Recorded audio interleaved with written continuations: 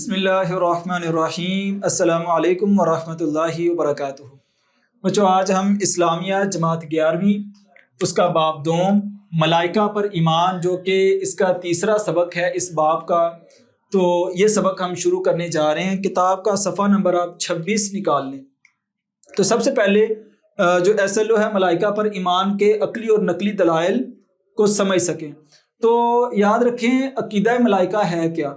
فرشتوں پر ایمان رکھنا کہ اللہ تعالیٰ کی وہ مخلوق ہیں اور وہ اللہ تعالیٰ کی عبادت کرتے ہیں اور اس کے دیے ہوئے جو فرائض ہیں، جو اس کی ذمہ داریاں، اس کو پورا کرتے ہیں۔ تو فرشتے برحق ہیں، وہی لے کر آتے ہیں۔ یہ ایمان رکھنا، یہ کیا ہے؟ عقیدہ ملائکہ ہے، اور یہ ارکان اسلام میں سے ایک ہے۔ اگر کوئی شخص فرشتوں پہ ایمان نہیں رکھتا، وہ انہیں مخلوق سمجھتا ہی نہیں ہے، وہ یہ سمجھتا ہے کہ وہ نظر ہی نہیں آتے، تو یاد رکھیں وہ انسان دائرہ اسلام سے خارج ہے، اس کا اسلام سے کوئی تعلق نہیں۔ اسلام کے بنیادی عقائد میں سے ایک عقیدہ ملائکہ ہے۔ ملائکہ پر ایمان کے دلائل میں آپ کی کتاب صفحہ نمبر 26 پر سورہ البقرہ آیت نمبر 177 اللہ تعالیٰ کیا فرماتے ہیں؟ بسم اللہ الرحمن الرحیم، وَلَكِنَّ الْبِرَّ مَنْ آمَنَ بِاللَّهِ وَالْيَوْمِ الْآخِرِ، کہ نیکی تو یہ ہے کہ جو شخص ایمان لے کے آئے اللہ تعالیٰ پر، آخرت کے دن پر، ملائکہ پر، کتابوں پر اور نبیوں پر۔ تو یہ اللہ تعالیٰ نے ارکان ایمان جو ہیں وہ اس آیت میں بیان کیے ہیں۔ اس کے بعد دوسری آیت ہے، اللہ تعالیٰ فرماتے ہیں بسم اللہ الرحمن الرحیم، سورۃ التحریم آیت نمبر 6، لا یعصون اللہ ما امرہم، اللہ تعالیٰ جو بھی انہیں حکم دیتے ہیں وہ اس کی نافرمانی نہیں کرتے، وَيَفْعَلُونَ مَا يُؤْمَرُونَ، اور وہ کر گزرتے ہیں وہ کام جو انہیں حکم دیا جاتا ہے۔ تو یہ عقیدہ ملائکہ ہے ہمارا، اس پر ایمان ہے، اور ہم نے اس پر 2 دلائل پڑھ لی ہیں۔ اس کے بعد آگے آپ دیکھیں گے تو فرشتوں کی صفات کچھ میں آپ کو بتا دوں، اور اس کے بعد پھر ہم اس کی ذمہ داریاں پڑھتے ہیں فرشتوں کی۔ تو یہ ٹوٹل 3 جو یہاں پہ SLOs ہیں، حاصلات تعلم میں، ہم اس کو پڑھنے والے۔ تو فرشتوں کی صفات کیا ہیں؟ نمبر 1، یہ نوری مخلوق ہیں، اللہ تعالیٰ نے انہیں نور سے پیدا کیا۔ یاد رکھیں یہ اللہ تعالیٰ کا نور نہیں ہے، اللہ تعالیٰ کا نور اور ہے، اللہ نور السماوات والارض، وہ اللہ تعالیٰ اپنی شان کے لائق ہے۔ یہ جو نور ہے یہ اور ہے، اللہ تعالیٰ نے انہیں نور سے پیدا کیا۔ اس کے بعد ہر وقت یہ اللہ تعالیٰ کی عبادت میں مصروف رہتے ہیں، کوئی سجدے میں ہے تو سجدے میں ہی رہتے ہیں، اگر کوئی کہہ لیں کہ رکوع میں ہے تو رکوع میں ہے، کوئی جس کی جو ذمہ داری ہے، حتیٰ کہ اسرافیل علیہ السلام جن کی یہ ذمہ داری ہے کہ انہوں نے قیامت قائم کرنی ہے، وہ بھی کرنا کے ساتھ جو ہے وہ ہونٹ لگا کے بیٹھے ہیں، اور کان جو ہے وہ عرش کی طرف ہے کہ اللہ کا حکم جیسے ہی ہوگا میں کیا کروں گا کہ اس دنیا کو اس پہ قیامت قائم کروں گا۔ یہ ان کا بیٹھے رہنا، یہ ان کی عبادت ہے۔ اس کے بعد شکل و صورت اختیار کرنے میں، تبدیل کرنے میں ان کو اللہ تعالیٰ نے اختیار دیا ہوا ہے کہ یہ شکل و صورت اپنی تبدیل کر سکتے ہیں۔ اس کے بعد گناہوں سے پاک ہوتے ہیں، ٹھیک ہے؟ تو یہ فرشتوں کی خصوصیات میں سے ایک اہم خصوصیت کیا ہے کہ یہ گناہوں سے پاک ہیں، خواہشات سے پاک ہیں، انہیں جو وہ انسانوں جیسی کوئی حاجات نہیں ہے۔ اس کے بعد نیند اور بھوک سے پاک، اللہ تعالیٰ نے انہیں بھوک سے محفوظ رکھا ہے، نیند سے محفوظ رکھا ہے، تھکاوٹ سے محفوظ رکھا ہے۔ ہر وہ چیز جو انسانوں کے ساتھ خاص ہے اللہ تعالیٰ نے وہ فرشتوں کے ساتھ نہیں کی۔ اس کے بعد دیگر انسانی عوارض سے محفوظ ہیں، مثلا انہیں شادی کی ضرورت نہیں ہے، انہیں تجارت کی ضرورت نہیں ہے، انہیں سیاست کی ضرورت نہیں ہے، یعنی جو چیزیں انسانوں کی ضرورت ہیں وہ ان کی ضرورت نہیں ہے۔ آج کے لیکچر میں ہم نے کیا پڑھا کہ ملائکہ پر ایمان اور فرشتوں کی صفات۔ یاد رکھیں کہ ملائکہ کی تعداد کتنی ہے؟ تو اللہ تعالیٰ نے جو فرشتے پیدا کیے ہیں وہ لا تعداد ہیں، ان کی کوئی تعداد نہیں ہے۔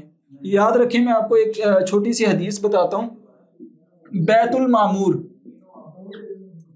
یہ ایک مقام ہے، بیت اللہ سے اوپر، اللہ تعالیٰ کے عرش کے نیچے، درمیان میں یہ ایک مقام ہے جس کا طواف 70,000 فرشتے روزانہ کرتے ہیں۔ حدیث میں آتا ہے کہ جو 70,000 فرشتے ایک دن طواف کر لیں، قیامت تک ان کی دوبارہ باری نہیں آئے گی۔ اتنی زیادہ تعداد ہے فرشتوں کی، جب سے دنیا بنی ہے اور اب تک 70,000 فرشتہ ہر روز طواف کرتا ہے، دن بدل جاتا ہے لیکن ان فرشتوں کی باری نہیں آتی۔ اللہ تعالیٰ نے ان کی تعداد کو ہی لا تعداد رکھا ہے۔ وہ صفحہ نمبر آپ کتاب کا 27 کھول لیں۔ تو آج کے لیکچر میں ہم پڑھیں گے فرشتوں کی ذمہ داریاں۔ اللہ تعالیٰ نے فرشتوں کی کیا ذمہ داریاں لگائی ہیں؟ سب سے پہلے تو ہم مقرب فرشتوں کے بارے میں پڑھیں گے۔ اللہ تعالیٰ کے جو مقرب فرشتے ہیں ان میں سے 4 جو مشہور فرشتے ہیں وہ کون سے ہیں؟ ایک ہیں حضرت جبریل علیہ السلام، ان کا کام کیا ہے؟ انبیاء پر وحی لے کر آنا۔ اب تک ان کی ڈیوٹی جو دنیا میں تھی وہ مکمل ہو چکی ہے۔ آدم علیہ السلام سے لے کر نبی صلی اللہ علیہ وسلم تک جتنے نبی تھے ان پر وحی لے کر آنا یہ ان کی ذمہ داری تھی۔ اب نبی نہیں آئیں گے تو ان کی دنیا میں ذمہ داری مکمل ہو چکی ہے، اب دنیا میں جبریل علیہ السلام نہیں آئیں گے۔ باقی اللہ کا پیغام دوسرے فرشتوں تک پہنچانا یہ ان کی ذمہ داری ہے۔ اس کے بعد میکائیل علیہ السلام، ان کو رزق کے اوپر مامور کیا گیا ہے، بارش، سبزہ، اناج، غلہ، رزق، یہ ساری ذمہ داری ان پر ہے۔ اس کے بعد تیسرے ہیں اسرافیل علیہ السلام، یعنی کہ قیامت قائم کرنے والے، جن کو کرنا دی گئی ہے یہ اس میں پھونکیں گے اور قیامت قائم کریں گے۔ اس کے بعد چوتھے ہیں حضرت اسرائیل، یعنی کہ ملک الموت، موت کا فرشتہ، جن کا کام ہی کیا ہے، جن کی عبادت کیا ہے؟ روح قبض کرنا۔ اس کے بعد دیگر اہم فرشتے ہیں، منکر نکیر ہے، ٹھیک ہے، جن کا کام کیا ہے؟ قبر میں حساب کرنا۔ اس کے بعد یعنی مردے کو جب دفنایا جاتا ہے۔ اس کے بعد ہیں کرامن کاتبین، ان کا کام کیا ہے؟ اعمال نامہ لکھنا۔ اس کے بعد آپ یہاں پہ دیکھ سکتے ہیں حاملین عرش، یعنی عرش اٹھانے والے جو فرشتے ہیں۔ آج 4 فرشتوں نے عرش اٹھایا ہوا ہے، قیامت کے دن اللہ تعالیٰ کے عرش کو 8 فرشتے اٹھائیں گے اللہ تعالیٰ کے رعب اور غصے کی وجہ سے۔ اس کے بعد رضوان، یعنی جو جنت کا دربان ہے یہ ان کی ذمہ داری اور ان کا نام رضوان ہے۔ جہنم کا جو داروغہ ہے ان کا نام کیا ہے؟ مالک ہے، ٹھیک ہے، تو مالک جہنم کے داروغے کا نام ہے۔ اس کے بعد پھر مالک الجبال، پہاڑوں کا فرشتہ، جب نبی صلی اللہ علیہ وسلم پر وادی طائف میں ظلم کیا گیا، حضرت جبریل علیہ السلام آئے اور 7 پہاڑوں کا فرشتہ آیا، انہوں نے گزارش کی اللہ کے نبی صلی اللہ علیہ وسلم آپ ہمیں حکم دیں، ہم 2 پہاڑوں کو ملا کر اس وادی کو ہی ختم کر دیں گے، لوگوں کو علم بھی نہیں ہوگا کہ یہاں پہ کبھی کوئی بستی ہوا کرتی تھی۔ نبی صلی اللہ علیہ وسلم نے منع کر دیا اور آپ نے فرمایا کہ امید ہے کہ ان میں سے کوئی نہ کوئی دین پر چلے گا، اور آج دنیا میں جو ماہر القرآن ہے وہ اسی بستی میں سے ہیں۔ اس کے بعد پھر حافظین، حفاظت کرنے والے فرشتے، جب ہم آیت الکرسی پڑھ کے سوتے ہیں اللہ تعالیٰ جو نگران فرشتے مقرر کرتے ہیں انہیں حافظین کہا جاتا ہے۔ اس کے بعد سیاحین، یعنی سیاحت، گھومنے پھرنے والے فرشتے، جن کا کام کیا ہے؟ ایسی مجالس کو تلاش کرنا جہاں پہ جو وہ اسلام کا علم پڑھایا جا رہا ہے، نبی صلی اللہ علیہ وسلم پہ ان کا کام کیا ہے؟ جو لوگ درود پڑھتے ہیں یہ فرشتے ان کا درود نبی صلی اللہ علیہ وسلم تک پہنچاتے ہیں، ان کو سیاحین کہتے ہیں۔ اسی طرح زبانیہ، وہ فرشتے جو عذاب نازل کرتے ہیں۔